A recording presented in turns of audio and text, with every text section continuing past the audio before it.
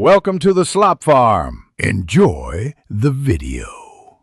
You start by cutting straight to inspection. Unplug the device and examine the cable and port for bends, frays, or lint. If the battery is low, connect a charger that matches the device's rated voltage and current. Mismatched power can trigger deep sleep.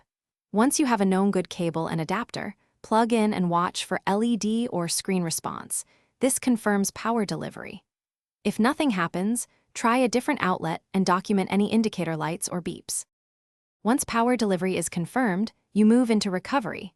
Perform a soft reset or forced restart specific to your model. This often clears deep sleep flags. If that fails, connect to a computer USB port. Many devices accept host wake signals or expose firmware recovery options. Use the manufacturer's key combination to enter recovery or update mode and attempt a safe firmware reflash. Make sure to follow on-screen prompts and keep the screen or logs visible so you can record any error codes for the next step. To finish, apply the firmware update or factory restore you accessed in recovery. This clears corrupted power management settings that force deep sleep.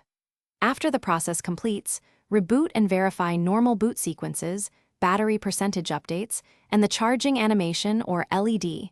Those confirm the device left deep sleep.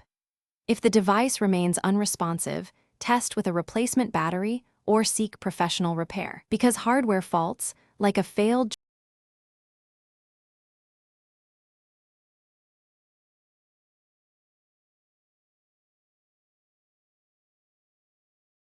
Thanks for watching. Consider subscribing if we helped you today.